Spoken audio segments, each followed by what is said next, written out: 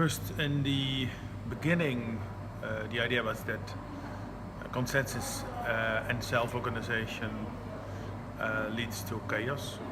So what we saw that, okay, when you have a small group, then you can do this, but when the organization becomes bigger, you will get problems. So that's there is a perception that you need bosses, and there will always be bosses where people work together. So these assumptions were very strong at the beginning, and they got less in time. So after a few years, when we had grown to a few thousand nurses, and still the concept was the same, and people started to think perhaps we can also do more based on consensus. So what you saw was that it, from quite cynical way of looking at it, became more understanding.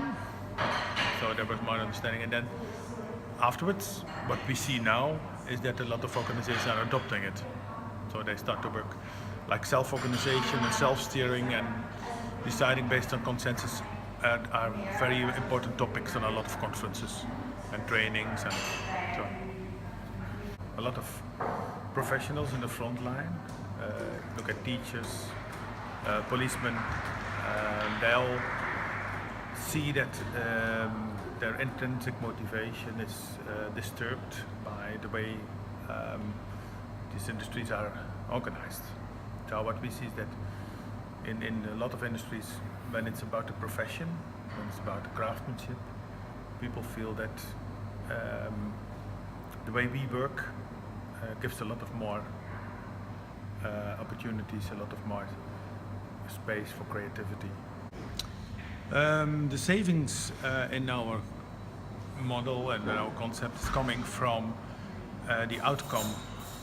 If you focus on solutions instead of delivering products, then at the end the results will be better. So, but also you need less hours of care.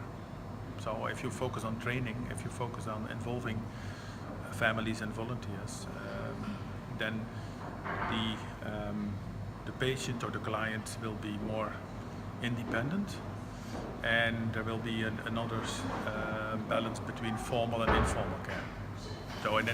So by delivering less hours, so around 35%, that creates a lot of savings. Well, I think that if you look at all the more or less public areas, like education, safety, policemen, I think they could have a lot of advantage by working this way. There are experiments, a lot of experiments in these fields. But also, what I think is that, for example, banks should reinvent themselves. So what are the services, and how can you connect with your clients in another way? How can clients build trust again in what the banks are doing? So I think it's, I see a lot of industries who can have advantage by working this way. But what we see in Holland is that there's a big bakery, for example, two brothers who started to work in small teams, giving all the responsibility to the teams, and they are one of the best.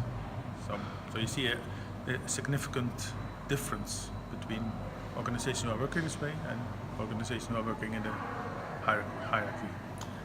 I think you can see your client as somebody who's only buying things from you, or you can see your client as somebody with whom you build a relationship, and if you build trust in this relationship, he will come back. So I think it's about delivering good services, creating solutions, and building trust. And I think it counts for all kinds of services and products. Yeah, I say don't make the first step too difficult. You can. It's for every company. It's very easy to experiment on a small scale. So if you just have 4 people, it's enough. So just start with something small. I should advise to cut it loose from the rest of the organization. So create something like a green field, and learn from it. So that's the most easy thing. So don't think in big projects, top down, with culture changes and so on, and programs. But if there are people in your organization who are enthusiastic or who are inspired by the idea, ask them how would you like to do it, and give them the experimental space they need and learn from it. So this can be done in every sector. But usually it goes the other way around. First you need a strategic weekend, and then you need a vision, and then you need a policy plan and a project, and so that makes it quite difficult. But it's very easy.